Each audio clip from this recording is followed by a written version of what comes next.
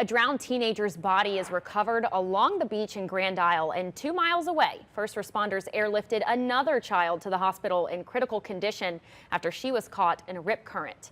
With even more families planning to celebrate Memorial Day on the water, parents are warned that even the strongest swimmers can struggle to stay afloat under dangerous conditions.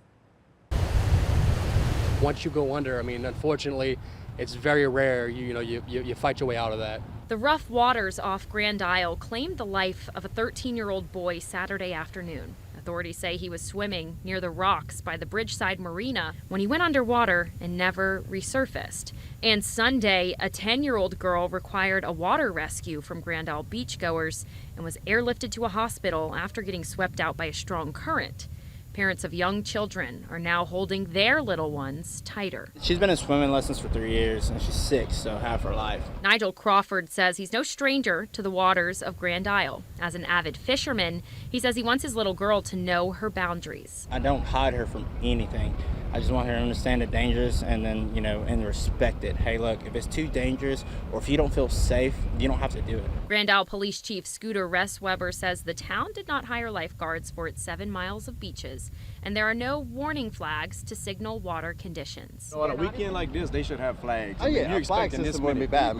Not shut down the beach, but if there's a double red, just don't get in the water. It's that simple. Some folks we've talked to out here on the beach say they've grown up in Grand Isle their whole lives, and this water is pretty choppy. It's not something you want to mess around with, but the conditions have only worsened as the weekend has progressed, from 10 to 15 mile an hour winds on Saturday to 15 to 20 mile an hour winds on Sunday. So I always tell people, if they say they can swim, and I tell them, well, swimming here is different than swimming in your pool.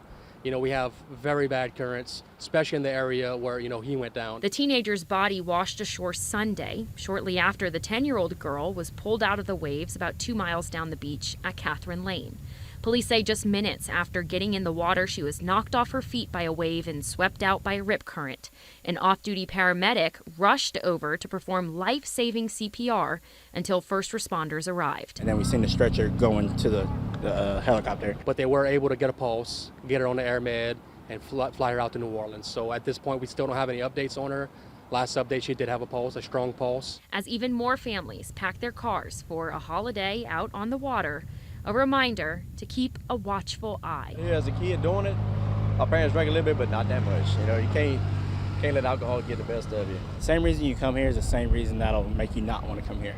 Watch the conditions, stay away from the jetties, the rock jetties. Don't climb on them, don't swim near them, and just make sure you're watching your children, if they're in the water. Grand Isle Police recommend any child under 15 to wear a life jacket while swimming on Memorial Day.